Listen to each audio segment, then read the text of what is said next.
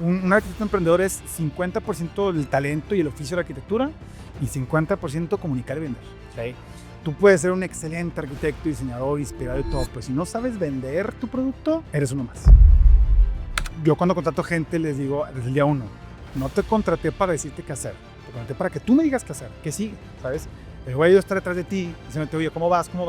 Que tú vengas conmigo, oye, Pato, vamos así, sigue esto, ¿sabes? Entonces empecé a subir videos de que, a ver, te voy a enseñar cómo es un plano de iluminación, cómo es un plano de contactos, cómo es un plano de desplante de muros acabados. Y les enseñaba impresos, tomaba videos y les enseñaba cómo eran. Y por alguna razón son los que más views tienen. O sea, se llegaban a 800,000 views, 900,000 views. Por alguna razón esos tienen demasiado alcance. Hola, ¿qué tal? Mi nombre es Constancio Elvirde y cada semana platico con grandes arquitectos, ingenieros e interioristas. Esta semana tengo como invitado al arquitecto Patricio Martínez. Patricio, o como mejor lo conocemos, Pato, es egresado del Tecnológico de Monterrey y lidera el despacho Orden Arquitectónico, el cual ha realizado proyectos residenciales y comerciales. Aquí platicamos sobre su forma de ver la arquitectura, los retos que ha superado para abrir su oficina y sus aprendizajes tras pasar un verano de la mano del despacho RCR, quienes fueron los ganadores del premio Pritzker en 2017. Pato no solamente es un gran arquitecto, sino que también es un gran inversionista y más adelante entenderás por qué lo digo. Así que sin más, disfruta de esta increíble entrevista con el arquitecto Pato Martínez. Pato, bienvenido a Concreto Podcast, ¿cómo estás? Muy bien, gracias por recibirme. Es un honor platicar con ustedes aquí en Concreto. Y bueno, pues vamos a ver, tenemos mucho que desmenuzar. Sí, la verdad, hace un año y cachito te lanzaste a redes sociales. He seguido de cerca todo el contenido que has creado. Mucha gente aprende a través de tus videos, pero tú también has aprendido de los grandes. Platícame de tu experiencia al colaborar con un despacho Pritzker como RCR. Híjole, pues es de las cosas de las más importantes que me han marcado. Obviamente todo fue un reto y fue una planeación de cómo llegar ahí. Pero supe de pues, un amigo, un compañero mío que lo hizo el año pasado y yo dije, bueno, tenemos que hacerlo. O sea, si algún momento queremos llegar a algo grande, hay que aprender de los grandes, como dices. Entonces, creía que ya tenía, pues bueno, tú aplicas con tu portafolio. Es en un pueblo de España que se llama Olot. Es un pueblo chiquito de 30,000 personas. Y bueno, pues era un reto, ¿no? Porque duraba 2 semanas, ¿verdad? Entonces, pues obviamente aquí en la oficina, pues hay que dejar todo bien organizado, ¿no? Para poder irnos para allá. Apliqué con mi portafolio, que de hecho es interesante porque no es uno piensa, bueno, el portafolio de tu oficina, ¿no? Pero es diferente porque es un portafolio personal y tiene que estar enfocado en cultura, arquitectura y landscape. Entonces seleccioné como que los 7 mejores proyectos, rehicimos el portafolio y quedó espectacular. Y bueno, pues apliqué y a los 3 días me aceptaron, compré el vuelo y vámonos, de volada.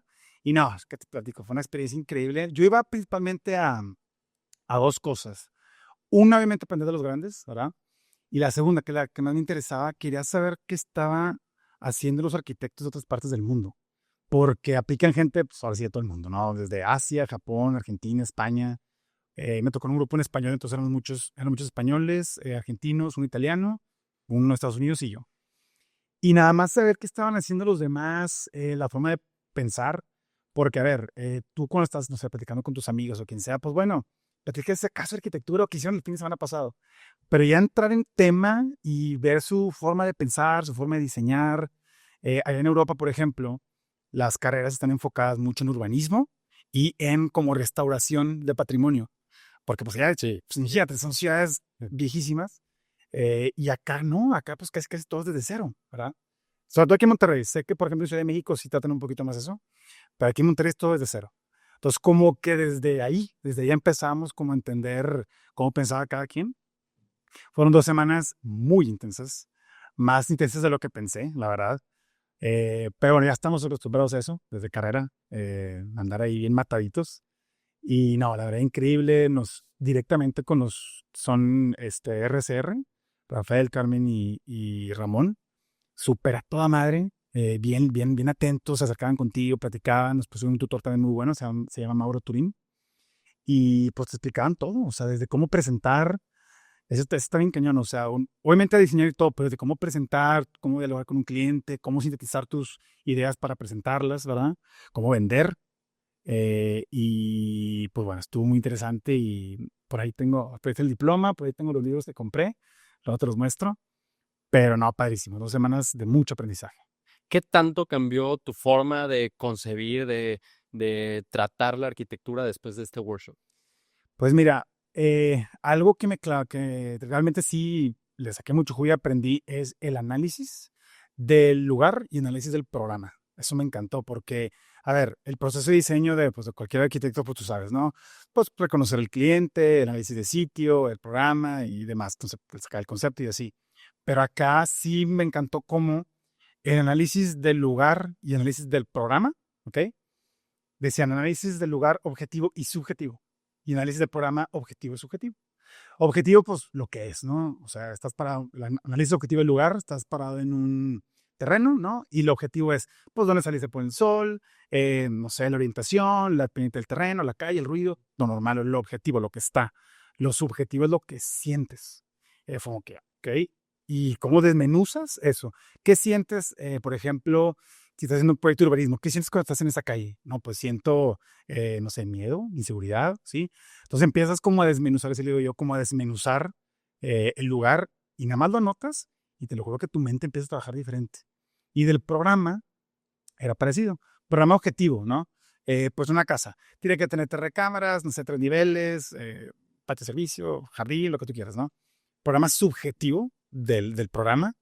Análisis subjetivo del programa es las actividades que haces dentro de todos esos espacios. Claro. Entonces, a ver, en una sala de la casa, pues sí, pues para convivir, pero haces mucho más cosas que esas, ¿no? Convives, descansas, platicas, tomas, comes, entonces empiezas a notar todas esas actividades, son miles, de todo, baños, recámaras, espacios, y con toda esa información, hombre, tu mente empieza a volar, empieza a conectar puntos, y llegando el día siguiente aquí en Monterrey los empieza a aplicar. O sea, fue como con lo que más me quedé. ¿Y te dan alguna metodología para sensibilizarte y entender a profundidad los usos que uno le va dando a los espacios? Por ejemplo, lo subjetivo de cómo habitar. O sea, ¿te dan algún paso a paso o Pues mira, recomendación? fíjate, ahí es donde ya entra como lo subjetivo, Ya. ¿sabes? O sea, porque, no sé cómo explicarte, había muchas maneras, así decíamos, de subjetivar, ¿sí? Te pongo un ejemplo. Hicimos un proyecto de urbanismo en el que trataba de sacar la cultura a la calle. Entonces, dentro de nuestro análisis, analizamos todos los puntos de la ciudad importantes, que no sé, una iglesia, no sé, una escuela, la plaza y demás, y anotábamos y tomamos nota de qué actividad se realizaba ahí y qué capacidad tenía de realizarse afuera. Y es interesante porque, por ejemplo, una iglesia, pues, por ejemplo, es para rezar, pero pues, ¿qué tanto lo puedes sacar? Muy poco. Una plaza comercial y una plaza ahí central, pública, pues tiene toda la capacidad de sacarla, ¿no? Entonces, el subjetivar era subjetivo. O sea, había mil formas de analizar las cosas y ahí es donde entra también como la creatividad de que a ver qué voy a analizar aquí, ¿no? Y le llaman así la metodología de RCR y todavía la sigo entendiendo, créanme, porque sí es algo compleja. Le llaman también el poder de la abstracción. O sea, cómo, eso me encantaba, cómo tú al vas a hacer, por ejemplo, un glamping en la montaña y vas a ir a dormir. Pero a ver, ¿duermes en una cama? ¿Duermes en el piso? ¿Cómo se dormía antes? ¿Cómo se duerme ahora? ¿Cómo se cocinaba antes? Si vas a estar en la montaña, pues quieres cocinar como se cocinaba antes, ¿no? Entonces, pues depende siempre como de cada situación y cada espacio. Repensar cómo el humano habita el espacio. Exactamente, porque ya lo tenemos como todo así como muy planteado, ¿no? Nos decían también, muy interesante, que todo el mundo habla de la experiencia sensorial y todo el mundo te quiere vender, no, experiencia sensorial. Y ellos decían, mientras tú empieces a salirte de tu zona de confort, es cuando realmente empiezas a meter los sentidos. Cuando tienes frío, cuando tienes hambre, cuando tienes calor, cuando, no sé, no estás cómodo, no estás sentado en una silla, ¿sabes? Ahí es donde empiezas a sacar los sentidos y es cuando empiezas a crear memorias, ¿ok? Porque si tienes todo cómodo, todo, mucho ruido y todo así, pues no te quedas con nada. Pero cuando empiezas a batallar un poquito, ya te das cuenta dónde estás sentado, del clima, cómo estás dormido. Entonces eso te lleva a, pues sí, a ser como mucho más sensible con las actividades. ¿Cómo se maneja este workshop? O sea, me interesa detenerme ahí un poquito. O sea, llegas, es un campamento, todos están en Olot y viven juntos. ¿Cómo es? Pues mira, haz de cuenta que tú aplicabas y le tocó, haz de cuenta que, bueno, ya todos los que aceptaron, que fueron 50 arquitectos de todo el mundo, de los que escogieron, y muchos se quedaban como unas tipo residencias. Yo me quedé en un departamento un poquito más cerca porque Que tú buscabas por tu cuenta. yo busqué por mi cuenta, sí. porque mi esposa iba a llegar los últimos días. Dije, bueno, pues para recibirla Sí, claro. como se merece, como reina. Y otros fue más de que, pues, residencias, algunos comparten cuarto y así.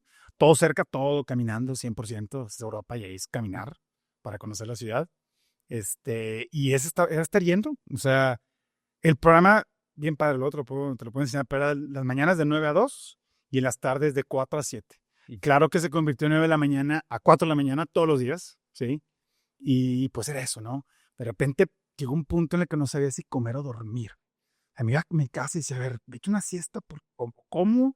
Y mejor me echaba una siesta y comía en el camino.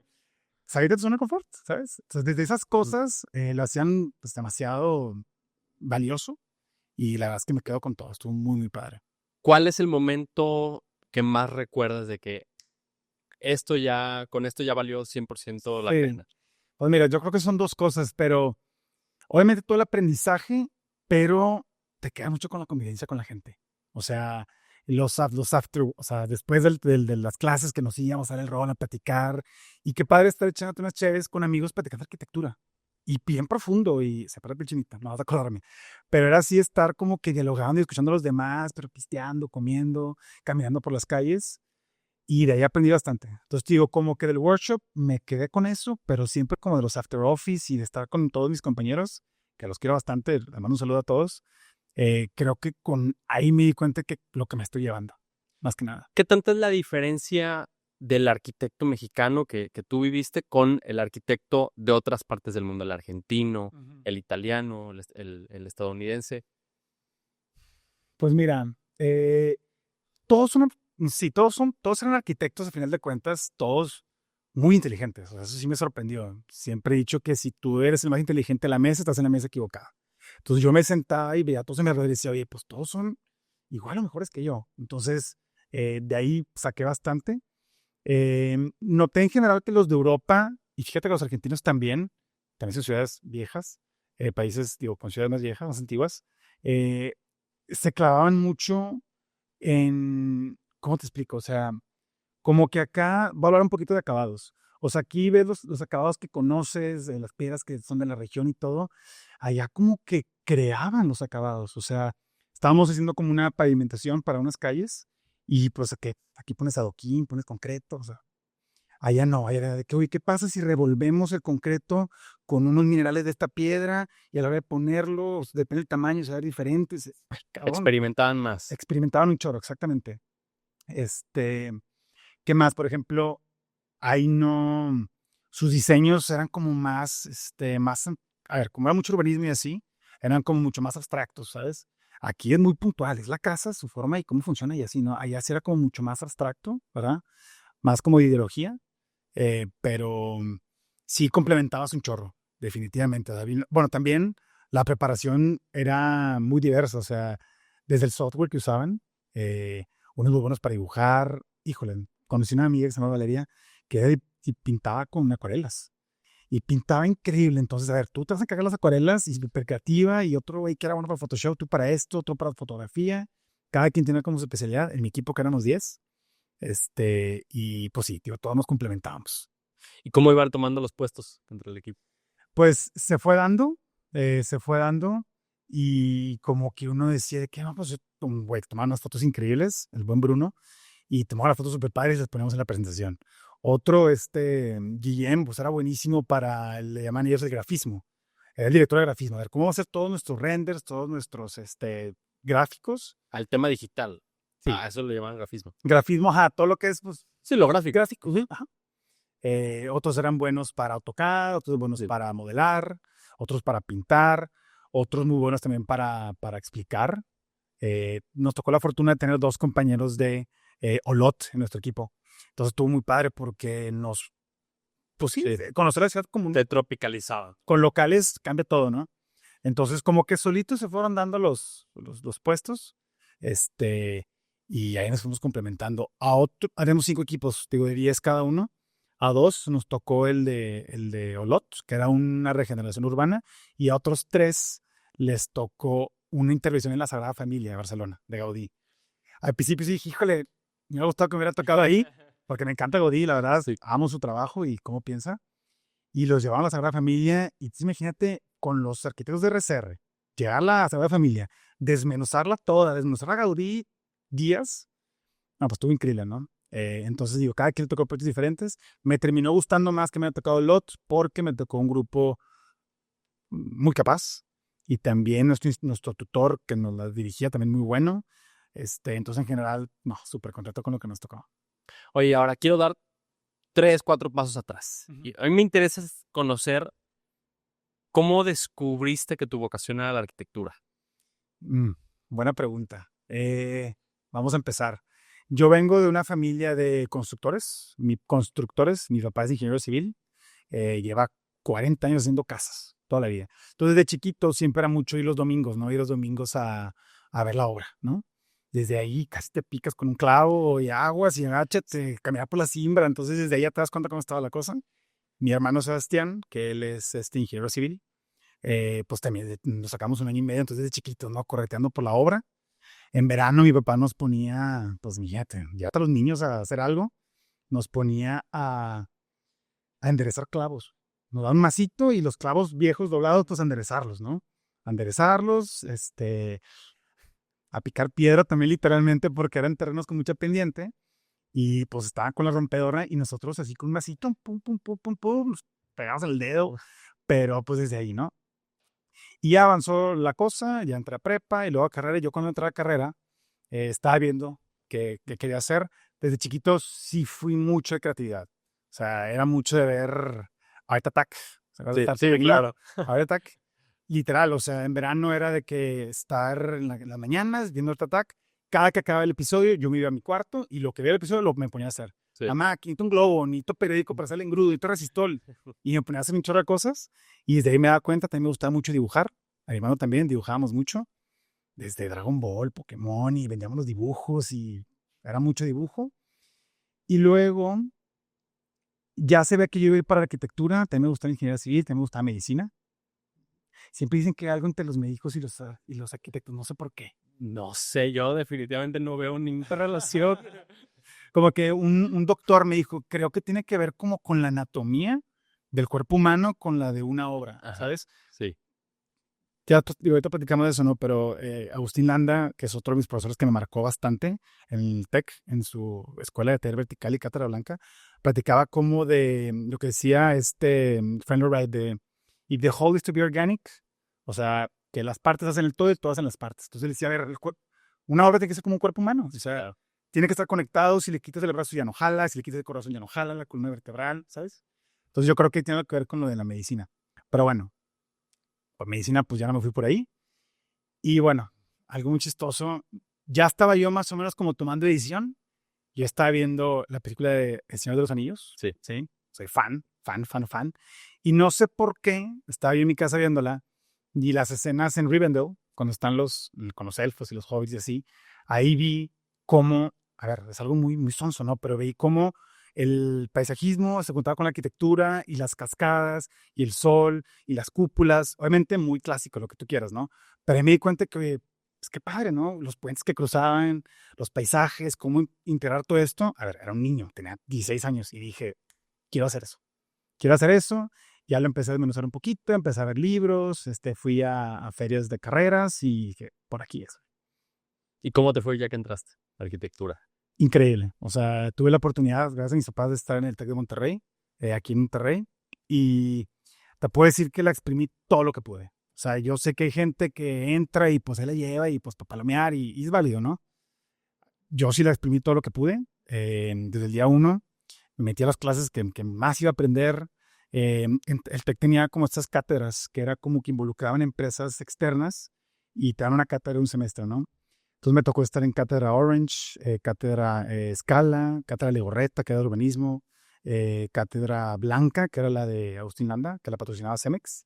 Entonces le exprimí todo lo que pude. También está Grupo Especial de Diseño, que es tú aplicas con tu portafolio y escogían entre un jurado de profesores a los mejores portafolios y aplicabas para hacer prácticas alrededor del mundo, ¿no? Yo me fui a Austin un semestre. No, increíble la experiencia en Austin también, de estudiante, imagínate, en una ciudad de estudiantes, súper padre. Y pues sí, te digo, lo exprimí todo lo que pude, me llegué muchos amigos también, muy buenos profesores, eso sí, lo aprecio bastante. Saludos a todos. Y ya, literalmente, desde antes de salir, que esto se lo recomiendo a todos los arquitectos o estudiantes, que se metan a trabajar desde antes. O sea, que ni se les ocurra graduarse y a ver, no me meto a trabajar. Estás loco, nadie te va a contratar. Desde prácticas, 1 año o 2 antes, oye, métase a prácticas, aunque no te paguen, apréndete. Mi papá me decía, yo pago porque te metas ahí, ¿sabes? O sea, pero ponte a foguearte, ¿no? Y ya te abre muchas puertas, obviamente con más despachos, pero pues de ya te hace la experiencia, ¿no? Aunque sea muy vaga, a hacer maquetas, a sacar copias, pararte en la obra, a tomar fotos, lo que sea, pero ya te vas papeando, ¿no? ¿Te tocó hacerlo? Yo ya desde antes de salir te metiste a trabajar en algún despacho. Sí, desde antes de entrar a carrera, me metí a hacer maquetas con el despacho de Agustín Landa, con un amigo, un buen amigo, Rodrigo, y hacer maquetas.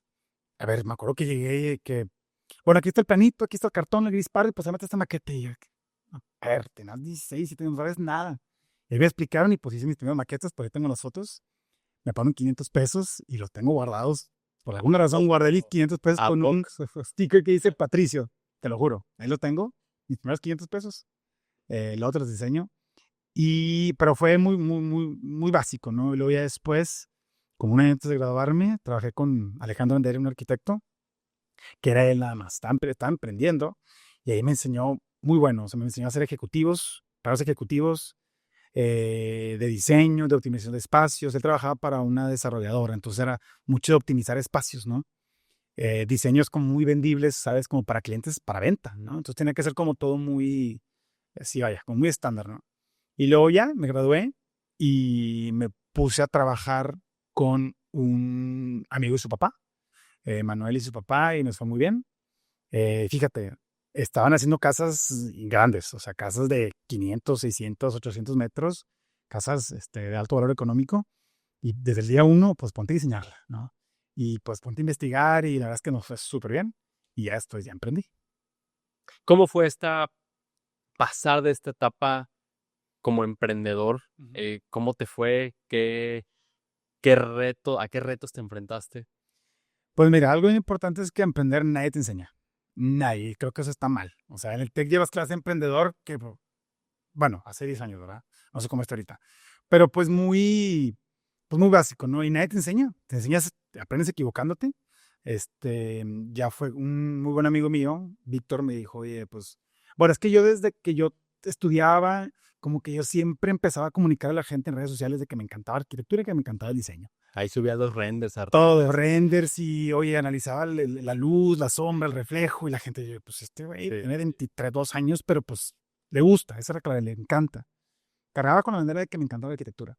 Entonces, este amigo mío me dice, oye, cuando yo trabajaba con mi amigo, llega mi otro amigo, se llama Víctor, y dijo, oye, conseguí una inversión, queremos construir 3 casas y quiero que tú me la diseñes. Y yo, pues, let's go. Y ya, pues, di me 2 week notice, acá cuando trabajaba, muy bien, seguimos siendo súper amigos.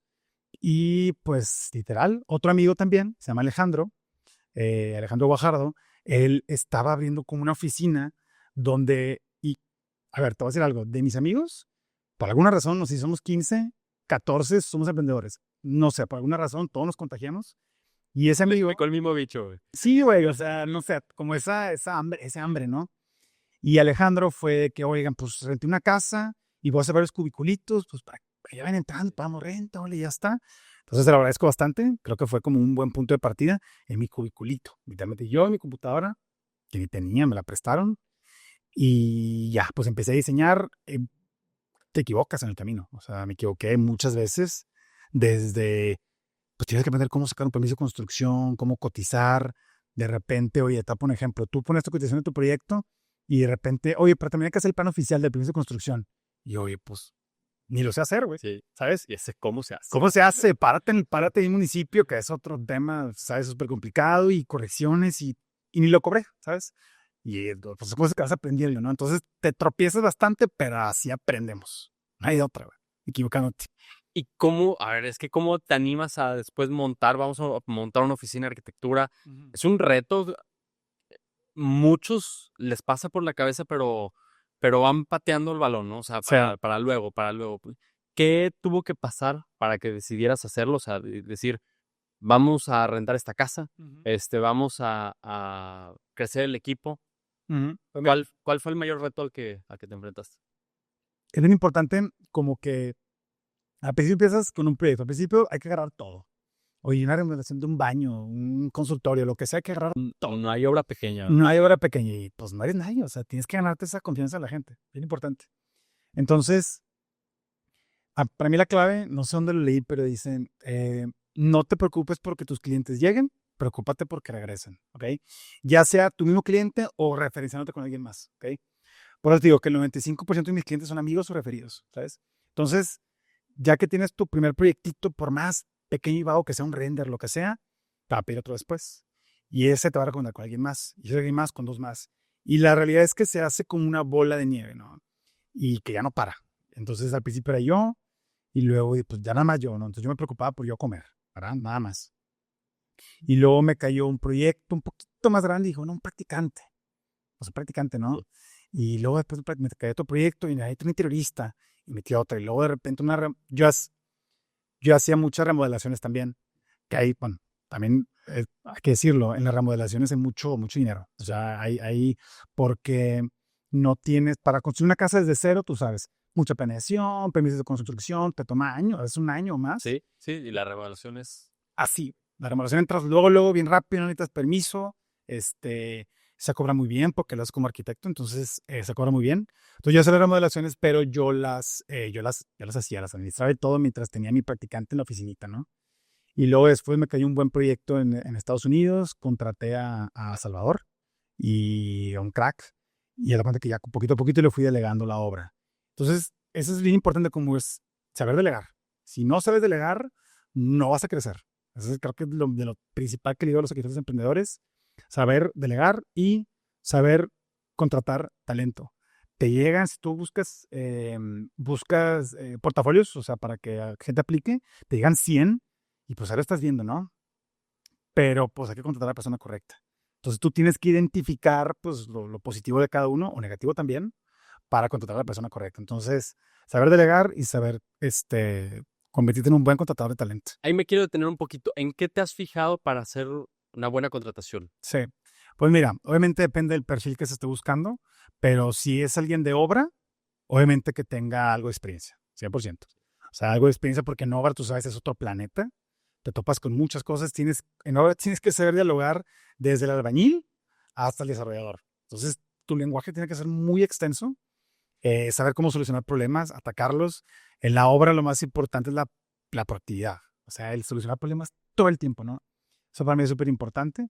Ya si es alguien más de oficina, alguien más que le gusta el diseño y así, la verdad es que me fijo mucho como muchas veces entran como a empezar y aprender, me fijo mucho en sus bases. Oye, a ver, ¿qué programa sabes usar? ¿Qué tanto? Siempre digo, mándame 2 archivos y déjame verlos, ¿no? Está bien, vienes a aprender, pero también vienes a aportar. ¿Okay? Entonces es bien importante. Me fijo mucho en el software, me fijo mucho en qué experiencia ha tenido y también cuando están aquí les pregunto mucho por sus hobbies. Ya acabamos la entrevista, ahora platiquemos un poquito de ti. Sí. No, me gusta ir a la montaña, me gusta mucho jugar fútbol, me gusta el gimnasio, me gusta no sé qué, y hasta ahí empiezas a conectar con ellos. Y ahí te das cuenta si lo vas a contratar o no. ¿Verdad? Entonces, te digo, convertirte en un buen contratador de talento. Ahí poco a poco empiezas a aprender cómo hacerlo. ¿Y en qué software te fijas que dominen? Pues mira, igual también depende del perfil, pero si como aquí hacemos arquitectura e interiorismo, que ya es arquitectura integral prácticamente, más aparte de la obra, si va a ser alguien de perfil para diseño de interiores o diseño así, en general, me fijo mucho que sepan usar AutoCAD, que sepan usar SketchUp y que sepan renderear. Si ya es más para arquitectura, o sea, de que vamos a hacer una casa, vamos a hacer un edificio, que sepan Revit. Porque Revit es una maravilla y construir, tú sabes, la casa en 3D y pues meter instalaciones, tú sabes, todo eso ayuda bastante. Entonces, como que esos softwares son los que más nos fijamos. Les pregunto mucho si saben dibujar a mano, porque yo a la hora de diseñar siempre soy dibujar a mano, siempre, y me voy a ir haciéndolo así. Hacer maquetas también, cada que se pueda. Y también preguntar de software, pero siempre le pregunto ¿cuál es tu arquitecto favorito? Hay veces en las que me saben responder. O sea, entonces significa, bueno, que tal vez te falta un poquito más aprender de eso, ¿no? Porque hay gente que nada más se fija a ver cómo hace los planos, pero me gusta saber qué traes detrás, ¿no? ¿Qué te mueve? Exactamente. Sí. O sea, Y la capacidad de descomponer la arquitectura, o sea, Ujú. ¿en qué te fijas? O sea, ¿qué referencias tienes? Porque Sí. hay muchos que no traen referencias y no cachan Ujú. la idea, por ejemplo, la idea que tú les das. Oye, me imagino que estemos haciendo esto, Totalmente. pero cuando no hablan el mismo lenguaje, pues está en chino, ¿verdad? Claro. Sí, o sea, nos decía un profesor, la arquitectura no se inventa un lunes por la mañana. O sea, tú no puedes sentarte nomás a rayar. Claro que no. Siempre es casos de estudio y referencias. Sí, claro. Por eso siempre nos estamos apoyando de libros todo el tiempo, viendo casos de estudio, porque alguien ya lo hizo. Alguien ya lo diseñó, pero estás desarrollando la arquitectura, tú nada más tienes que ver cómo adaptarlo, ¿no? Es una escuela de copiones, así decíamos. Sí. Y entonces, si yo identifico que traes buenas referencias, buenos casos de estudio, te gusta, es un buen paso como para contratarte. Súper importante. No, y además que todos somos un híbrido de todo lo que traemos, o sea, Ujú. y sí es bien importante porque ahí quiero hacer doble clic, Ujú. el ver arquitectura, o sea, el Sí. estar viendo y tener un bagaje. No sé si les preguntas si viajan o no, Sí. y qué hacen cuando viajan. Claro. Eso es importante, si ven arquitectura o no. De hecho, en sus portafolios también está padre cuando ponen fotografías. Sí, Al final ponen fotografías que tomaron. Y me fijo también, que tuve la oportunidad de viajar, que padre que lo tuvieron, algunos que no pueden, pero pues, tuviste la oportunidad de viajar, que padre, la documentaste. No nomás te fuiste al antro y al pedo, o sea, estuviste grabando, estuviste caminando, caminaste la ciudad. Así se aprende. sí. Y que traigas todo ese, como dices, ese bagaje de cosas que tienes guardadas en la cabeza y las vienes a plasmar aquí, pues qué mejor. Oye, y cuando me estabas comentando, cuando arrancaste ya el despacho, orden arquitectónico, empezaste con el becario, luego la interiorista, y yo te quiero preguntar, o sea, ¿qué dijiste? Ya de aquí no paramos, o sea, tenemos que Me da vuelta. jalar para todos lados. A mí lo que me ha sorprendido de los regios es que le entran a todo. O sea, le entran, obviamente, al diseño, a la obra y al interiorismo. Es lo que Sí. platicábamos ahorita antes de arrancar. Sí. En Guadalajara, pues, uno, o sea, hablando aquí, hablando por los zapatillos, Ujú. espero que no me linchen. Este, pero a veces ahí nomás nos conformamos con el diseño Ujú. o con la obra. Ya. O sea, ya dos nos empezamos a quejar, tres ya ni se diga. Claro. O sea, y aquí dijimos, es lo que estoy viendo en el común denominador de todos los que he podido entrevistar ahorita en Monterrey, que todos le entran a todo. O sea, lo que venga, échale. O sea, el baño, le entramos. Claro. El paisajismo, le entramos. Todo. Y fíjate que hablando de Monterrey, es algo que ha ido evolucionando. O sea, antes, te digo porque mi papá es ingeniero civil y haciendo casas desde los 70s, 80s, las casas antes de Monterrey eran diseñadas por ingenieros. O sea, el arquitecto no era bien pagado. Todos diseñaba, es más, ni cobraba por el diseño, era cobrar por la casa, por metro cuadrado y te la hago y listo, ¿no? No había tanta exigencia también de los clientes. Ahorita, pues, te imaginarás. Entonces, ya después por los 90s, ya el arquitecto se empieza a reconocer un poco más el buen diseño. Ya la gente empieza a ver, esa casa está padre, a la casa del ingeniero, ¿sabes? Sin demeritar a los ingenieros, obviamente, que son los mejores, pero poco a poco como que el buen diseño se empezó a pagar, poco a poco. Entonces, por ahí dicen que si es arquitecto te vas a morir de hambre, Nel, no. O sea, hay demasiado trabajo y la gente, a ver, también por redes sociales la gente cada vez ve más obras de arquitectura de otros lados, de otras ciudades, entonces pues tú quieres lo mismo, ¿no? Entonces ya exiges un buen diseño. Entonces, poco a poco se empezó a pagar mucho mejor el diseño y yo por ahí del 2014 hacíamos pura arquitectura y luego me di cuenta que hablando de Monterrey, que la ciudad ya estaba creciendo bastante, cada vez había menos terrenos, entonces cada vez eran más remodelaciones y más diseño de departamentos. Entonces dije, oye, tengo que entrar al interiorismo, tengo que entrarle, porque antes no hacía nada, la verdad. Tengo que entrarle poco a poco y ya, realmente con estudio, aprendiéndome de gente y así, me di cuenta que el interiorismo y la arquitectura pues son lo mismo, Sí, ¿sabes? claro. No puedes diseñar arquitectura y luego, a ver, bueno, déjame ver cómo es el interiorismo. Bueno, a mí no me parece eso, más como esta como arquitectura integral. En RCR también hacían eso.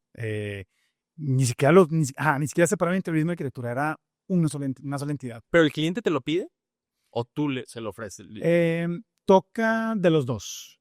Fíjate, ahorita que dices eso, me encantaría poder decirle al cliente, y es la realidad, me encantaría decirle al cliente, ok, aquí está el diseño de arquitectura y interiorismo, ese es el total.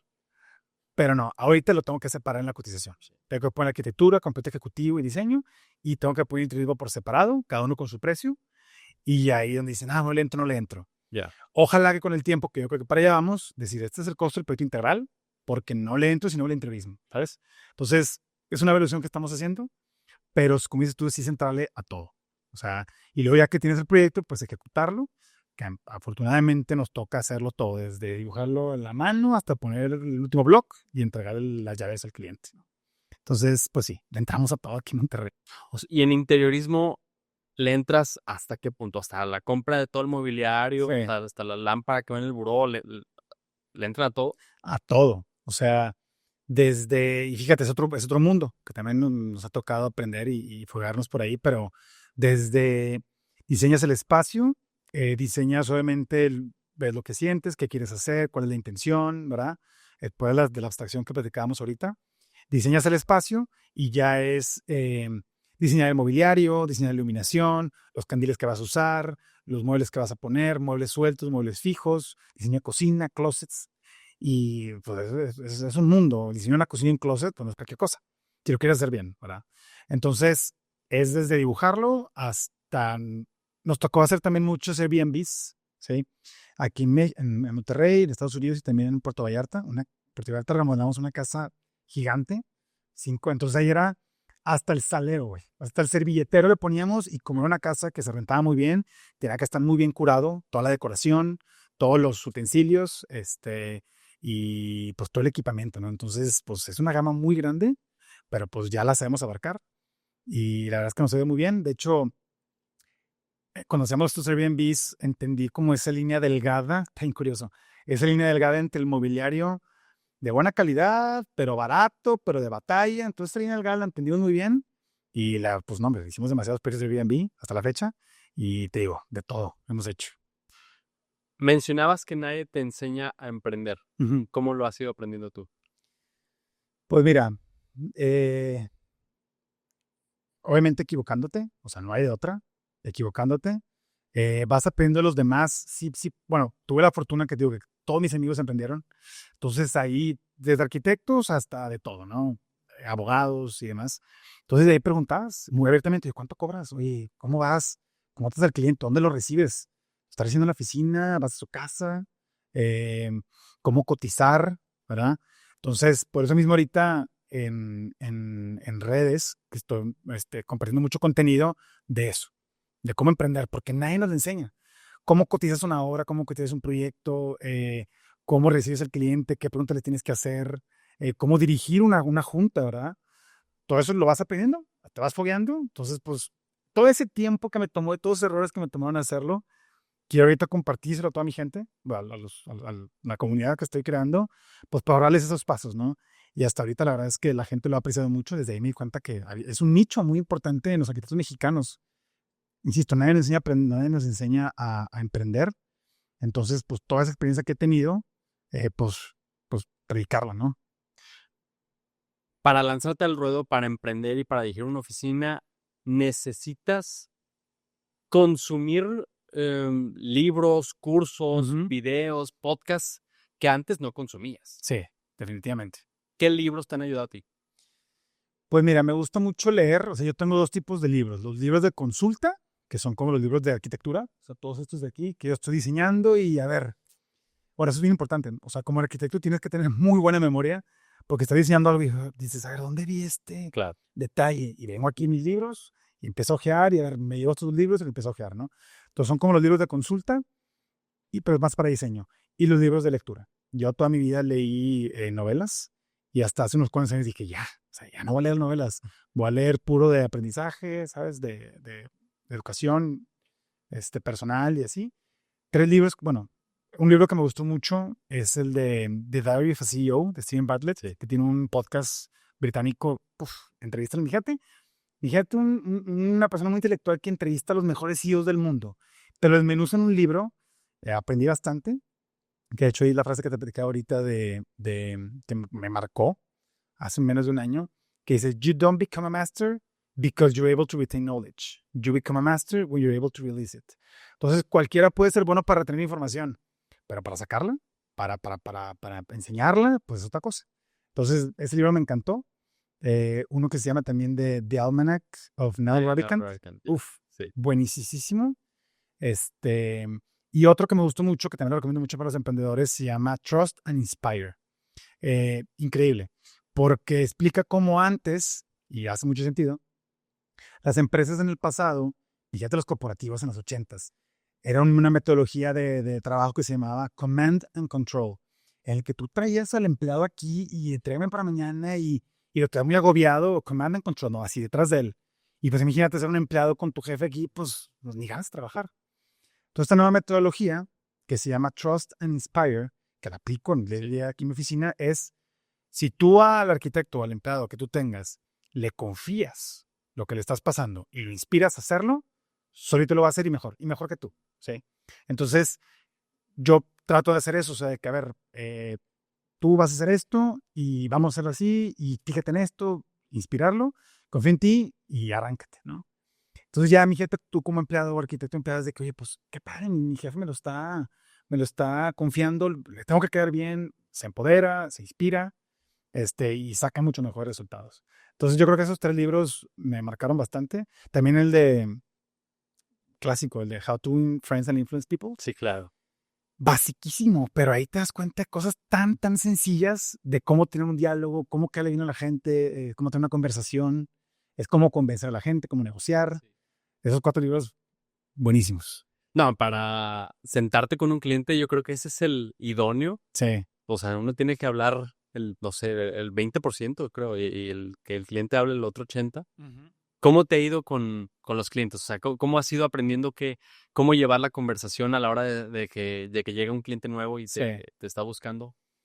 Pues mira, además, te puedo decir que es lo más importante de un emprendedor. O sea, yo siempre digo, un arquitecto emprendedor es 50% del talento y el oficio de la arquitectura y 50% comunicar y vender. ¿Sí? Tú puedes ser un excelente arquitecto, diseñador, inspirado y todo, pero si no sabes vender tu producto, eres uno más. Entonces, hay que saberlo. Entonces, la práctica. O sea, puedes leer mucho y está bien, todo ese aprendizaje que acabamos de decir, pero la práctica de estar dialogando con alguien, como dijiste tú ahorita, pues dejarlo hablar, obviamente. Sí, tienes que dar por su lado hasta donde sea necesario, pero es muy bueno cuando sabes decir que no, ¿ok? Si un cliente, mi jefe, un cliente te dice, oye, no, sí, vamos a poner aquí, está acabado y aquí y acá, y te dice, espérame. Sí. No, por esto y por esto. Desde ahí ya marcaste que tú eres el que le sabe. Claro. ¿Sí? Y ya te empiezan a respetar.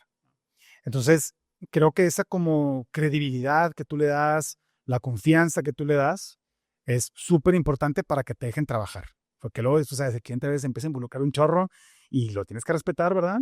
Pero si tú demuestras como esa confianza, pues te dejan trabajar mejor. En cuanto al funcionamiento de tu despacho y esto que platicábamos de el manejo, la plática con los clientes, ¿cómo se ha modificado tu rol dentro de tu despacho? Pues mira, en un principio, cuando tú emprendes, ahorita que hablas de eso, tienes que saber hacer todo. Desde diseñar, hacer planos, levantamientos, sacar permisos, cobrar, administrar, hacer una factura que nadie te enseña, hacer una acta constitutiva, abrir una empresa, marketing, publicidad, o sea, haces todo y poco a poco pues empiezas a delegar, ¿no? Entonces, ¿cómo ha ido evolucionando? Uno, pues contigo, sabiendo delegar. Sí, tienes que desaprenderte las cosas, ¿no? Si quieres hacer todo, tú eres loco, ¿no? Y pues saber liderar, o sea, esa como dirección creativa de hacia dónde vamos, o sea, es bien importante llevarla. Entonces, mi rol ahorita en la oficina, obviamente, pues mi trabajo es teletrabajo, ¿sí? Que claro, sin las personas que están aquí no se podría. Angélica, Kelsey, Ale, Mariana, Salvador. Obviamente, todos somos un equipo, cada quien tiene su rol, cada quien acepta su rol, pero ahorita lo mío es más que nada llevar a los clientes, porque ahorita puedo, o sea, puedo llevar a todos. Te digo, muchos son amigos, me gusta llevarlos yo, pero cuando yo le asigno un proyecto a alguien, fíjate, esto es muy importante, yo le asigno un proyecto a alguien que va a llevar el proyecto con un amigo mío, ¿verdad? Y yo me presento en las juntas y voy y platicamos, ¿no? Pero el día a día lo lleva uno de mis arquitectos. Ya después, cuando acabamos un proyecto, pido feedback y le pregunto a un amigo, oye, ¿cómo viste eso? Porque tú me contrataste a mí, Sí. pero yo está como de uno de mis arquitectos, ¿cómo lo viste? ¿Te latió o no te latió? ¿Qué esperabas? Y me dijo, no, me pareció muy bien porque me dio más confianza de hablar a tu arquitecto, ¿sabes? Si yo te estuviera como amigos, hablándote todo el tiempo y diciéndote, pues a veces hasta ni cómodo me siento. Entonces, esa forma de llevarlo, me dijo, me latió mucho. Siempre y cuando, que es algo también muy importante, que tu gente muestre autoridad, ¿ok? ¿ok? Si yo te asigno un arquitecto y el arquitecto es un individuo y vos no sabes, pues, Tibio. ¿a quién me pusiste, no? Entonces, si todos los arquitectos que les pones, les das autoridad y lo demuestran, el cliente va a estar contento. Entonces, pues eso es dirección creativa, llevar a los clientes, obviamente la cobranza la sigo haciendo yo, ¿verdad? Y pues poco a poco ir delegando y desaprenderte de las cosas. ¿Cómo le has hecho para sembrar una cultura de trabajo con tu equipo? Sí. A ver, esto va para atrás, lo tenemos que cambiar. ¿Cómo ser resilientes? ¿Cómo lo has manejado? Pues mira, no, hablamos de Trust and Inspire. No me gusta llegar con el arquitecto y decirle qué hacer, ¿sabes? Haz esto, haz esto, haz esto. Yo cuando contrato gente les digo desde el día uno, no te contraté para decirte qué hacer, te contraté para que tú me digas qué hacer, qué sigue, ¿sabes? El güey yo estar detrás de ti diciéndote, oye, ¿cómo vas? ¿Cómo vas? Que tú unas conmigo, oye, Pato, vamos así, sigue esto, ¿sabes? Toda esa cultura de estar como retroalimentando y pues, como yo te empujo, tú empújame, ¿sabes?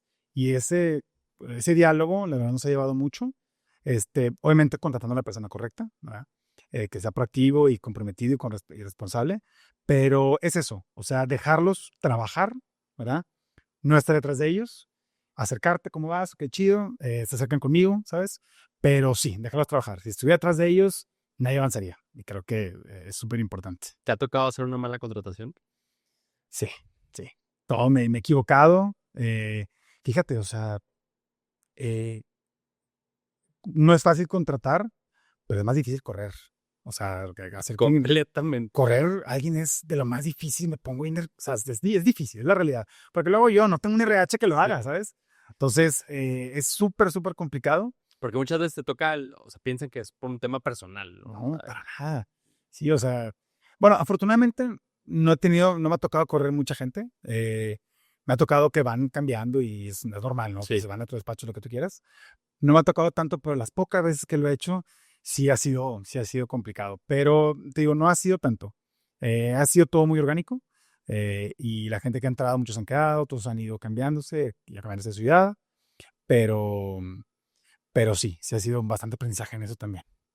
A raíz de eso, ¿modificaste algo en tus juntas para reclutar? O sea, dijiste, tengo que preguntar esto, tengo que saber cómo son o... Sí, pues mira, híjole, es que he entrevistado gente. Híjole, yo estuve a punto de contar a una persona y pedir referencias de esa persona y no, metía unas red flags que dije, esquivé una bala, no te puedo explicar. O sea, era una persona que además, tú acabas de entrevistar a una de esas personas que me pasó ese feedback y me dijo, no la contrates. Y yo que, ok, ¿por qué? Por esto, por esto. No, dos personas, por esto, por esto, por esto, y otra persona por esto, por esto, por esto, y esquivé una bala. Contraté a una persona una vez y yo, pues, a ver, yo también tengo un problema, carezco, más bien, soy muy confiado, sí, soy muy confiado, a veces es bueno, a veces no es tan bueno, pero sí, Trust and Inspire. sí, ahí me avienta, ¿no? En una vez entrevisté a un chavo que era renderista y dije, órale, vente, hace un trabajo increíble, pero lo noté así como medio sketchy y órale, lo contraté, me pidió sueldo por adelantado sin todavía empezar a trabajar y te soy muy confiado, y dije, órale, vaya, aquí nos vemos el lunes. No llegó el lunes. No. No llegó, güey. Y el martes le marcaba, no contestó y todo eso que en la oficina, ¿qué onda? Y de repente con otro de mis arquitectos fue que, vamos a marcarle mi celular. Le marcamos, sí contestó, pero se asustó y colgó. No supe nada de él. Entonces como que ahí aprendí que, a ver, sí hice confiado, pero pide referencias. O sea, pide referencias. A veces unas personas tienen una cara, pero son otra. Entonces ya hay que ser bien cuidadoso porque fíjate que metes un cáncer a tu oficina y te empieza ahí a arruinar todo, es súper peligroso. Entonces, también, cuando corres a una persona, córrela a tiempo. Porque cada día o mes que pase, pues se vuelve más difícil. De hecho, una persona que estuvo aquí, muy bien todo, al final de cuentas se fue a hacer una maestría a otro lado, y muy bien todo. Pero al final, es la realidad. O sea, al final no la notaba a esta persona como tan motivada y así. Y fíjate, yo ya no me podía acercar tanto con ella a ver cómo iba porque ella no me quería regresar lo que estaba haciendo o platicar lo que estaba haciendo. Entonces, a mí ya ni me dan ganas de acercarme. Entonces, yo ya no estaba haciendo bien mi trabajo, ¿sabes? Sí. Entonces, ya el cáncer estaba pasando a mí también porque ni siquiera me quería acercar a ver cómo iba. Entonces, es lo que te digo. O sea, si vas a correr a alguien, desafortunadamente, pero entre antes, mejor. Súper importante. Hace rato platicábamos cómo han ido cambiando tus roles en el despacho y uno de los roles que agregaste hace un año es grabar contenido. Sí. ¿Por qué decidiste empezar a comunicar todo esto, estos tips, a raíz de qué? Pues mira, yo siempre en redes sociales, a ver, todos abrimos, cuando abrimos tu despacho, abres tu cuenta de Instagram, haces tu página y así, ¿no? Sube los renders. Sube los renders, todo. Que de hecho, a ver, también, para los arquitectos jóvenes, tú eres tan profesional como quieras ser, ¿ok? Si tú tienes en tu foto de WhatsApp una foto tuya en el antro, toda borrosa, pues a ver qué confianza das. Ahí tienes una foto profesional, ¿no? Tu página de internet, tus cotizaciones, nada más por WhatsApp. Haz un formato en PDF, mándalo por correo, o sea, eso te da profesionalidad. Entonces, tú eres tan profesional como quieras ser. Entonces, yo tenía mi cuenta en Instagram y pues publicaba cosas, ¿no? Bueno, de las mejores inversiones que he hecho y las sigo haciendo es viajar. O sea, cada que puedo, viajo, he tenido la fortuna de viajar en varias partes del mundo. Y está padre porque cuando yo viajo, digo, pues voy de trabajo, porque voy a ver obra, voy a ver arquitectura, me voy a pasear, ¿verdad? Nunca te desprendes de tu profesor. No, y me llevo mi libreta, me gusta dibujar y me gusta planear y operación estratégica. Entonces, de cuenta que yo voy de trabajo, ¿no? Entonces me cuesta, pero pues es inversión, ¿no? Entonces, yo me gustaba mucho también grabar y grababa videos de las obras de arquitectura modernista, de, no sé, Le Corbusier, Van der Rohe, Louis Kahn, y las grababa muy bien, y Frank Lloyd Wright, y después hacía unos clips de 1 minuto donde explicaba el proyecto. Y lo subí a mi cuenta de Instagram, la de Orden Arquitectónico. Y pues bien, o sea, tuvo buen rating, la gente comentaba alguna que otra cosa, pero no pasaba de 5,000 views. Y luego, una obra de Louis Kahn, no, perdóname, de Le Corbusier en Zúrich, en Suiza, llegó como a 500,000 views. Y dije, oye, por aquí hay algo, ¿no? Y luego, eso ha sido siempre, ¿no? Pero hasta el año pasado, el libro este que te dije de David CEO, ahí dije, bueno, ¿sabes qué? Si yo me quiero convertir en un maestro, tengo que empezar a compartir cosas. Y todos los días, como regla, a las 8 de la noche, que es cuando la gente pide esas redes. Eso sí, si van a subir contenido, súbanlo a partir de las 6 de la tarde. Sí. De 6 a 10 de la noche es súper buen momento para subir las cosas. Subía stories de temas muy sencillos, pero muy, muy, muy importantes, de cómo cotizar una obra, cómo cotizar precio asado contra precio unitario, cómo sacar un permiso, cómo son instalaciones eléctricas. Y puros stories de 1 minuto. Y me da cuenta que tenía demasiados views. Y dije, yo ni tenía TikTok. Y dije, bueno, pues voy a subirlo allá, a ver qué pasa. Y ese clipcito de alguna enseñanza, te lo subí a TikTok. Primer TikTok, 10,000 views. Dije, cañón. Segundo TikTok, 15, 20, 25. Y dije, oye, aquí hay algo, o sea, aquí hay un nicho. Y fíjate, ni siquiera está hablando de diseño. Está hablando de cosas más prácticas, ¿no? Como dije, de obra, cotizaciones, emprendimiento y así, juntas con clientes. Y ahí me di cuenta que, ya ver, es una realidad cruda, pero mucha gente cuando sale de la carrera no saben casi nada, ¿sabes? Aprendes lo básico en la carrera, pero no sales hasta que practicas, ¿no? Entonces, desde ahí dije, y la gente empezaba a comentar mucho de que, oye, pues, qué padre contenidos. Bueno, mucho contenido ahorita es comedia, ¿no? Y pura sonzada.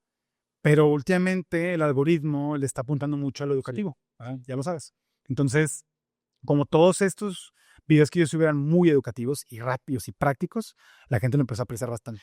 Que es complicado, o sea, porque compactar algo tan complejo en menos de 50 segundos está complicado. Algo que a ti te tardó años entender, empaquetarlo ahí está complicado. No, y ahí está lo bueno. O sea, como algo tan extenso lo pones en 1 minuto y se lo comparas a un recién egresado y dices, ya, le ahorraste un chorro, ¿no? Sí. De aprendizaje.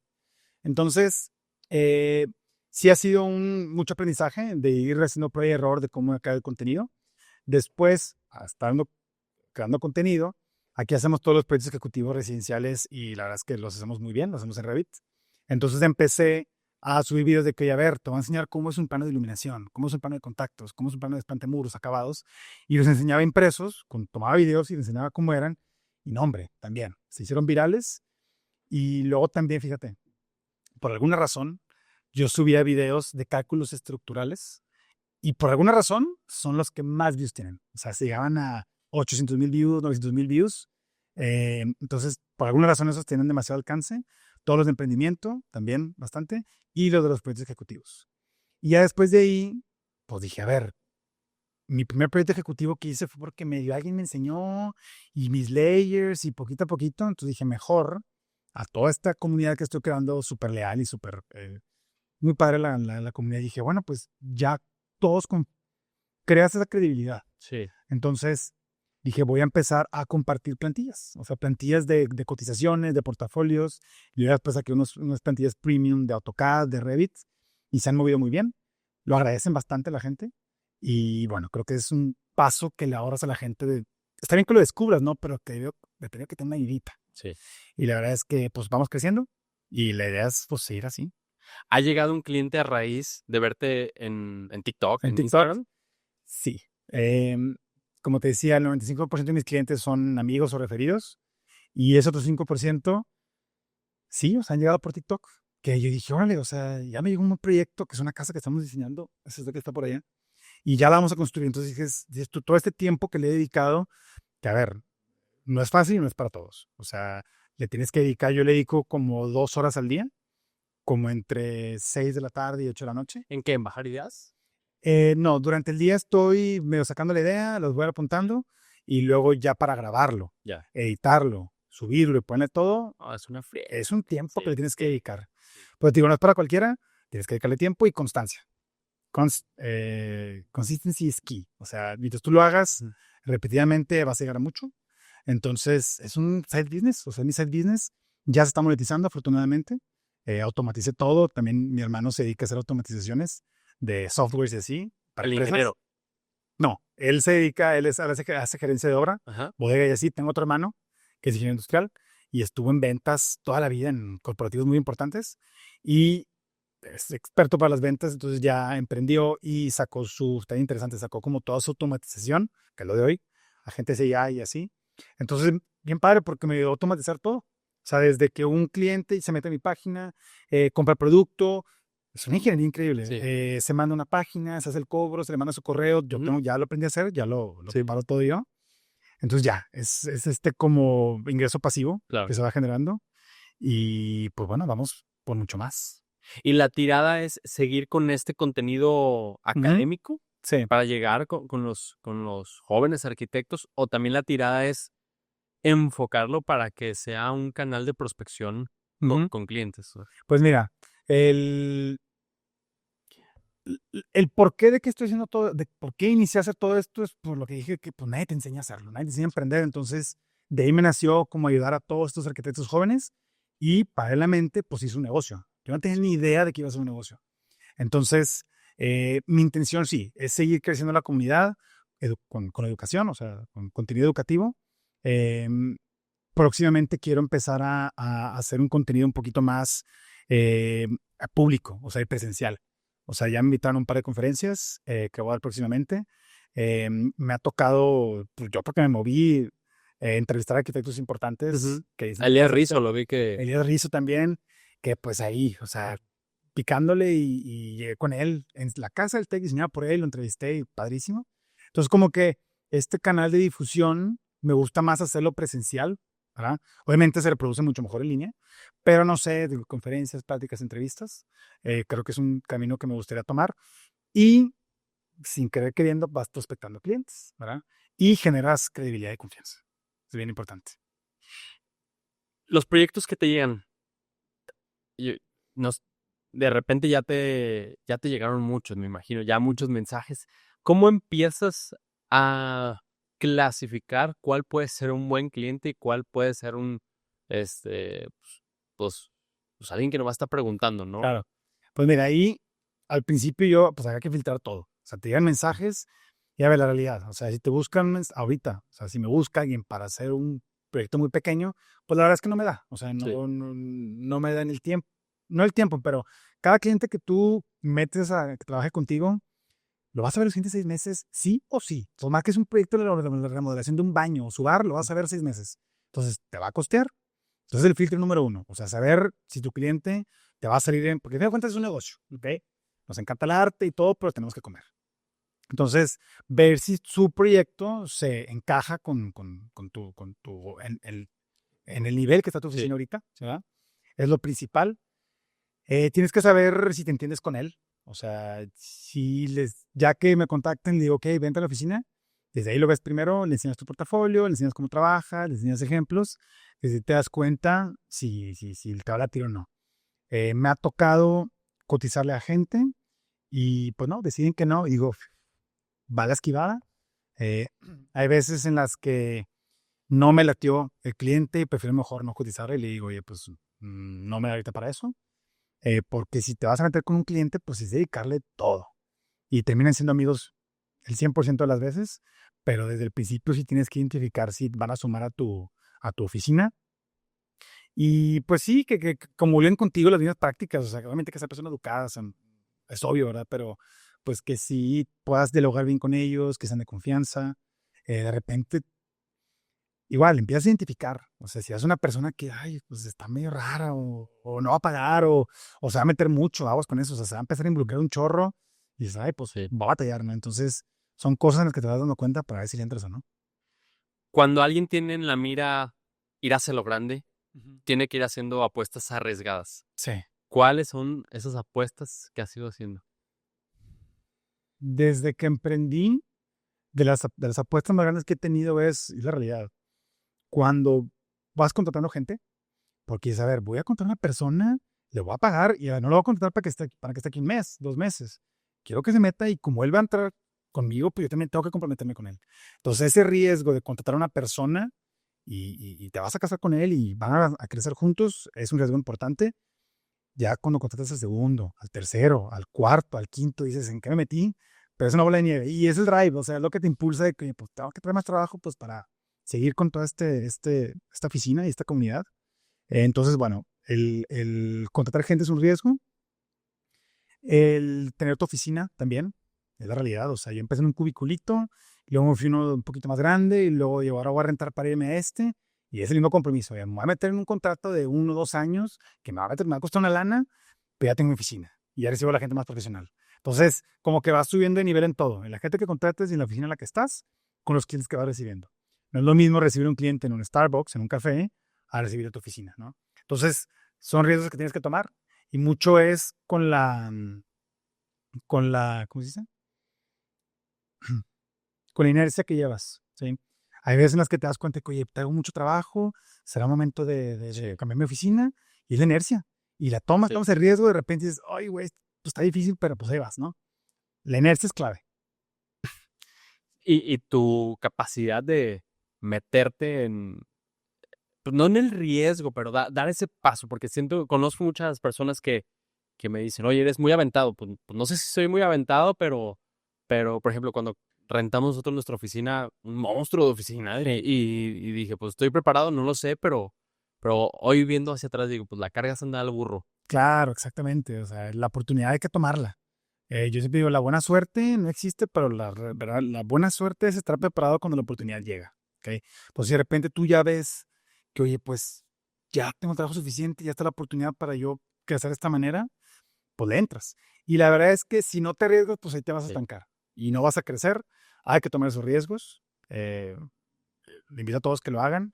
Algo que yo aprendí también, hablando de, por ejemplo, mi papá, es ingeniero civil, ha construido casas toda la vida. Él, o sea, no trabajamos juntos, colaboramos en algunas cosas. Yo diseño casas que él a veces construye, o ahí le llamamos, ¿no? Mi otro hermano también.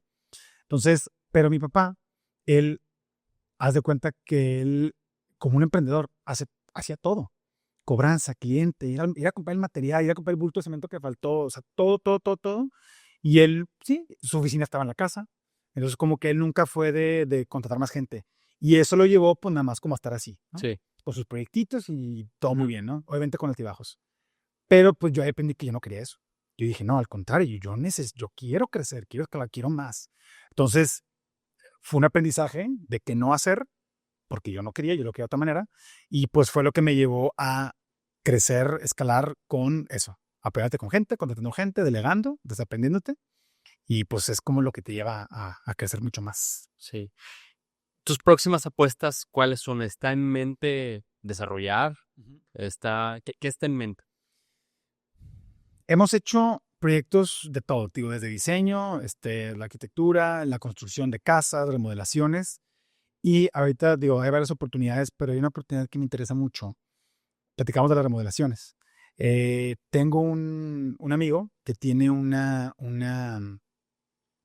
casa que su papá compró, bueno, 4 casas en una hace muchos años y está ubicada en una ubicación aquí en San Pedro increíble, pero es unas casas viejas, que si tú las vendes en tanto.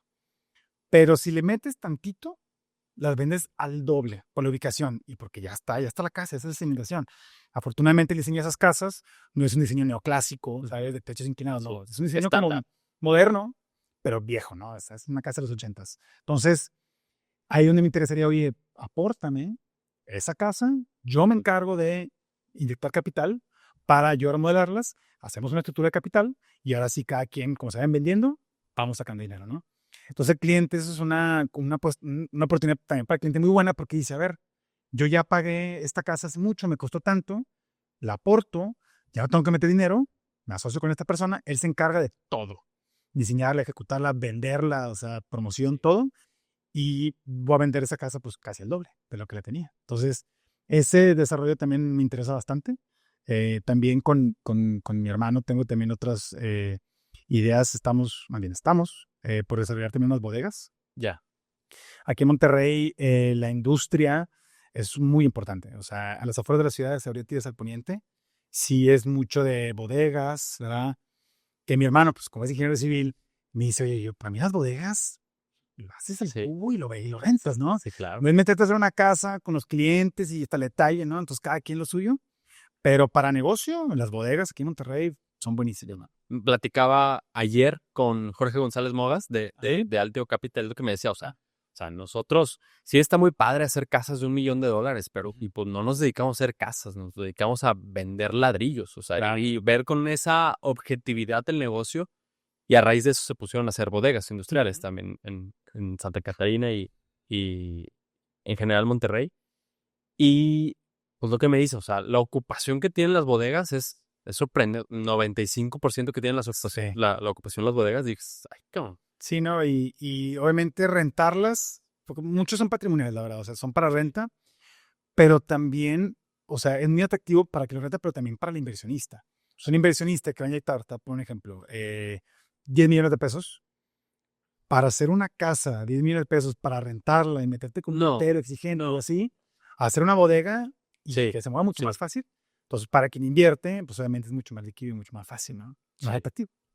Sí, aunque te las quedas por a lo mejor 1 o 2 años y aún así la quieres vender y está rentada, sale rapidísimo. No, y también en tus números del desarrollo le metes la plusvalía. Entonces, si tú construyes ahorita una bodega y la pones a rentar, pues si la quieres vender, pues le vas a sacar un porcentaje. Sí. Pero si la pides a rentar 5 años y con la plusvalía, que la plusvalía es más alta de la inflación, pues ya le sacaste la renta que tuviste más la venta y el siguiente.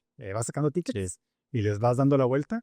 A mí me enseñaron mucho eso de darle vuelta al dinero. O sea, como que, digo, cada quien lo hace como quiere y lo empieza como quiere, pero hay gente que le gusta construir su casa, ¿no? Para vivir. Que pues sí es un activo, pero pues tiene un precio, pero hasta que lo vendes estás de ese precio. Exactamente. ¿Verdad? Se convierte en una liability porque te cuesta, ¿no? Entonces, tal vez ese dinero, en lugar de usarlo para construir una casa para vivir, lo usas para una casa para vender, Claro. ¿no? Y le das la vuelta y la vuelta y la vuelta y la vuelta.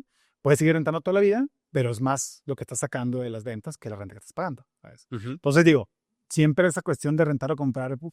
O la otra que el otro día platiqué con un amigo, pues, que tiene su casa, o sea, es de él, pues, y me decía, pues la voy a hipotecar. Y ya con esa lana, pues hago algo más. Sigue siendo mi casa. Bueno, ya no, porque está hipotecado en el banco. Ajá, pero voy a hacer este business que me va a dar más. Voy a volver a libero la casa de esa hipoteca y ya gané una utilidad. Entonces también es una buena estrategia, ¿no? Sí, el tener, obviamente empiezas por la tierra. Entonces tú puedes comprar un terreno, lo atraviesas, o sea, lo haces en garantía, ¿verdad? Sí. Para pedir dinero, para construir la casa Sí. y lo puedes vender, ¿no? Entonces, sí, creo que la tierra va primero. La oportunidad está en la tierra, obviamente. Aquí en Monterrey ya cada vez hay menos tierra, se está complicando bastante. Ya estamos empezando a construir para arriba, con la Ciudad de México. Los precios están exorbitantes. Lo estaba viendo, está loco, güey. O sea, Está loco, pero mientras hay una persona que lo compre, no va a bajar el precio. Y es gente que invierte, ¿no? Y totalmente toma el riesgo, pero pues ahí está subiendo la plusvalía. Muchos dicen que es una burbuja. Yo creo que no va a tronar la burbuja, va a seguir así. Me toca ir mucho a Ciudad de México porque mi esposa tiene una tienda de vestidos allá. Y ves ahí en Polanco y en las ciudades, en los distritos importantes, departamentos de 100 millones de pesos, 200 Sí. millones de pesos. Y yo digo, ¿cómo? Sí. Y luego volteo para acá y veo que para allá vamos. O sea, y no ha tornado la burbuja en Ciudad de México. Obviamente hay mucha oferta, pero cada vez llega más demanda, la gentrificación que le dicen también. Y aquí en Monterrey, igual. O sea, hay cada vez más oferta, pero ya cada vez empezamos a ver gente de otros países. Se está haciendo un hub de negocios muy bueno en Monterrey. O sea, hay mucha economía, hay mucho dinero, la gente quiere invertir. Entonces, este boom hay que aprovecharlo. Sí. ¿Y consideras que los arquitectos nos tenemos que meter más al mundo inmobiliario? Porque a veces siento que nomás lo vemos pasar, que nomás somos partícipes. Hice esta casa que le vendieron tanto, mi cliente se ganó tantos. Y como que nomás los vemos, ¿sientes que los arquitectos tenemos que meter el pie dentro del mundo inmobiliario? Pues mira, el dinero, a ver, está desde el diseño. Yo creo que es así. O sea, el diseño y la construcción, obviamente dinero, pero el desarrollo, ahí no está los big bucks, ¿no? Tú decides qué tanto le quieres entrar. Igual, no es para cualquiera, porque el desarrollo inmobiliario hay otros retos, ¿no? Como constructor son unos, como más in-house, y como desarrollos es con inversionistas, con el banco, apalancamientos, ventas.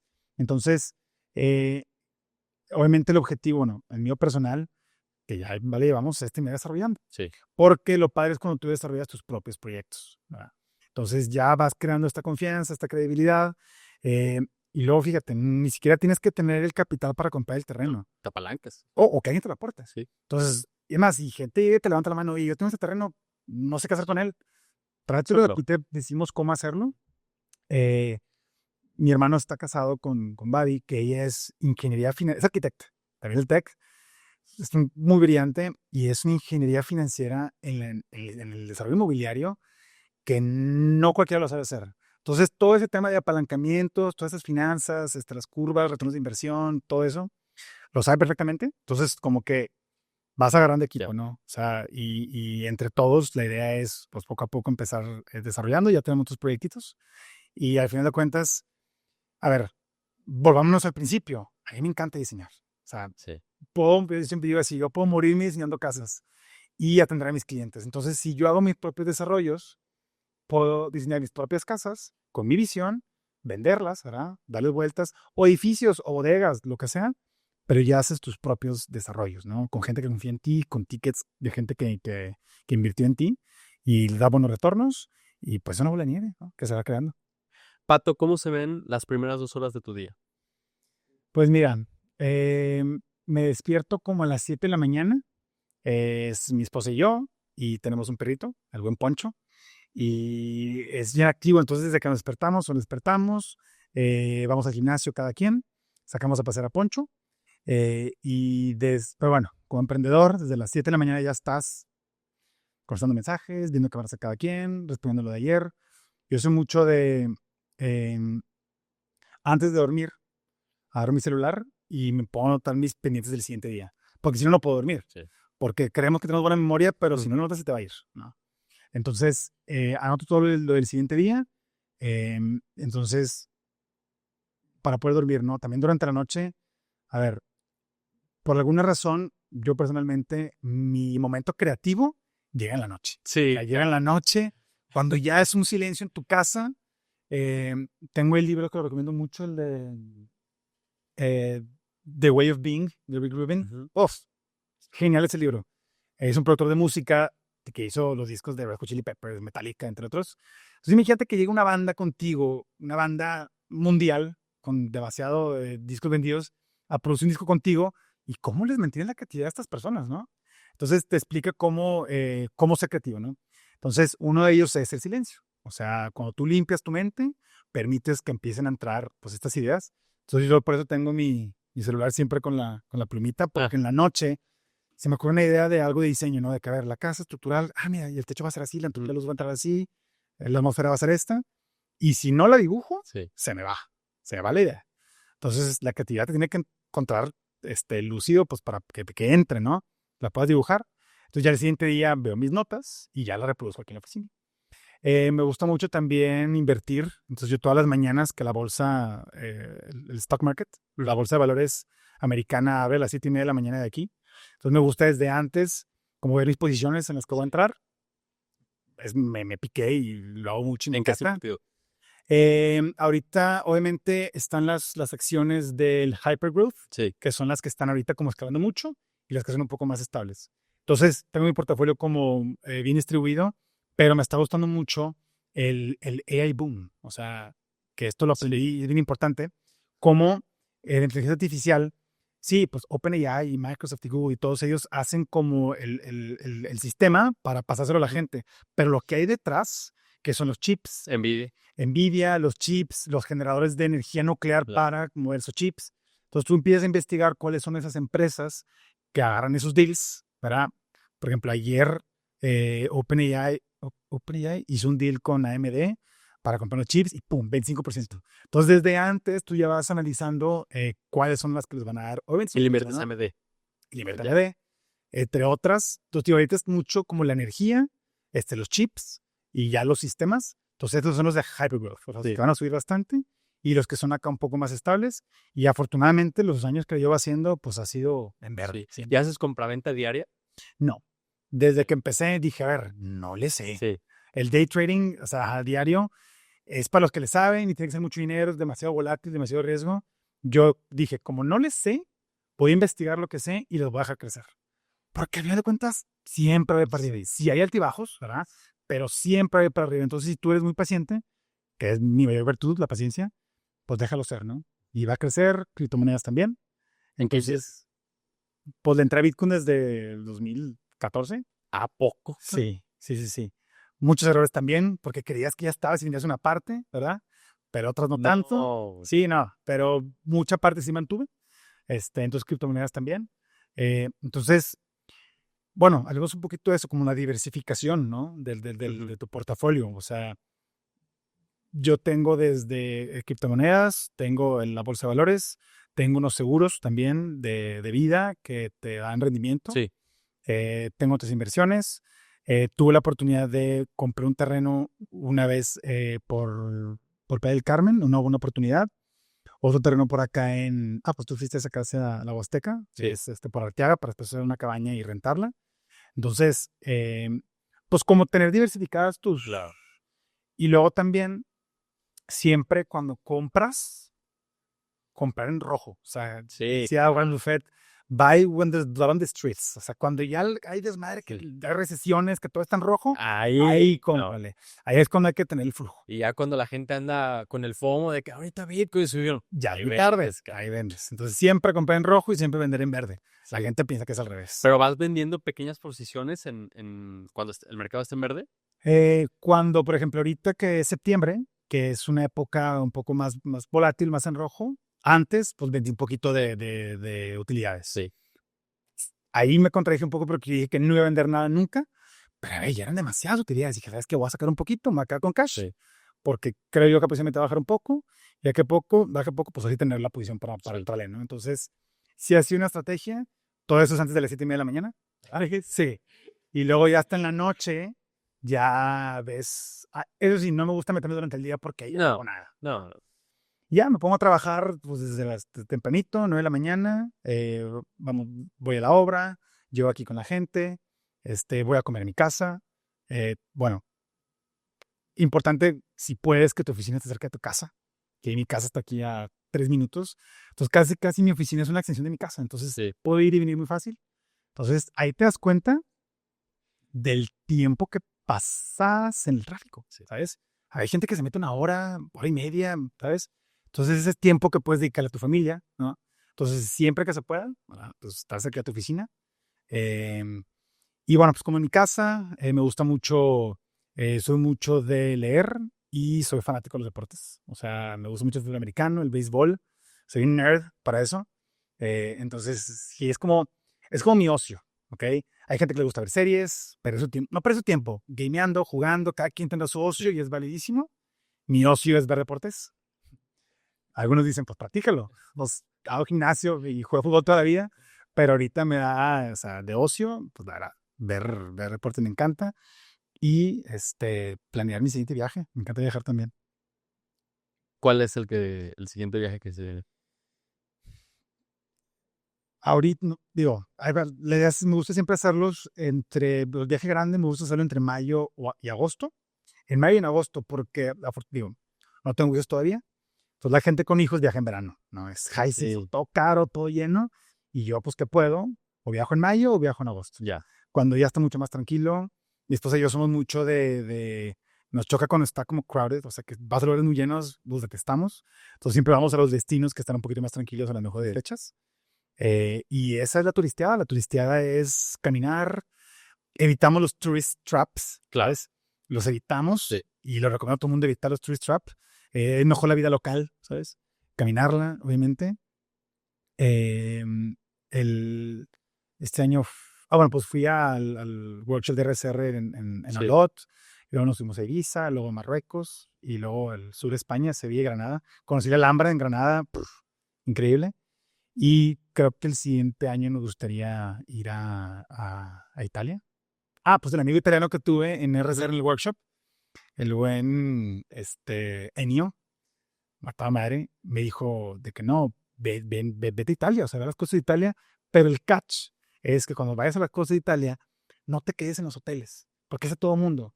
Tú quédate, te cuesta casi igual, en un barquito. Entonces, El barco. Un barquito, esos barquitos que tienen sus cuartos y su capitán. Entonces tú durante el día estás en tu barquito viendo la Costa Amalfitana o así, y ya en la noche, tarde noche, cuando los cruceros se fueron, tú te metes a la ciudad, ¿no? Entonces durante el día estás acá relajado y en la noche te metes. Entonces dije, mira, pues esa idea está buena. Entonces queremos ver si el siguiente año la usamos. Y quiero conocer la obra de Carlos Carpa en persona, me encantaría. Entonces a ver si de aquí por Italia estaría bueno. Pato, si pudieras darle un consejo a miles de arquitectos jóvenes, ¿cuál sería? Cree en ti, porque si tú no crees en ti, nadie te la va a creer, ¿ok? Si tú no crees que eres un arquitecto profesional y tú crees que eres un arquitecto que apenas está empezando, pues así te van a ver, ¿verdad? Entonces, si tú no crees en ti, nadie más lo va a hacer. Se escucha cliché, pero sí es real. Take it till you make it. Sí, entonces si tú ya en tu cabeza ya eres un arquitecto profesional y te vendes como un arquitecto profesional, independientemente de que te acabes de graduar, por tú creértela, la gente te la va a creer, ¿ok? Entonces, suena cliché, pero sí es real. ¿Cómo lo has llevado en tu día a día? En tu forma de, o sea, de vestirte, muchas veces lo hacemos así, en tu forma de, no sé, he escuchado unos que se compran el perfume más caro y ese es el que pues, se ponen Sí. y cambian, que es verdad, pero ¿tú cómo lo has hecho? A ver, obviamente lo que importa es lo de adentro, pero también muy real, la realidad, como te ven, te tratan, ¿ok? Entonces, si tú das una buena imagen como profesional, pues la gente te va a ver así. Entonces, yo creo que de la forma en la que te ves es muy importante. Y pues la confianza, o sea, la confianza en uno mismo.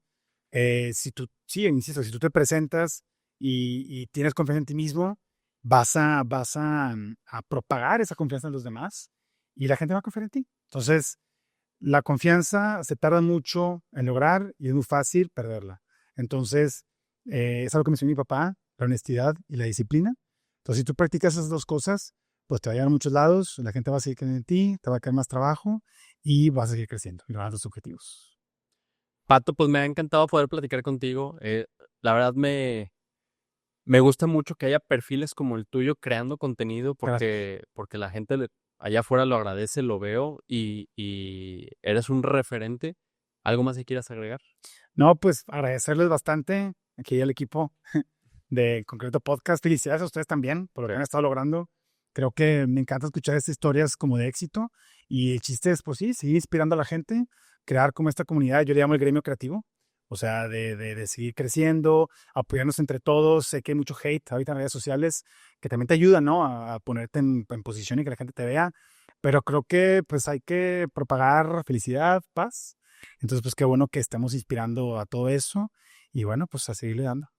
Pato, eres una persona en concreto. Muchas gracias. Muchas gracias a ti. Buenísimo. Buenísimo.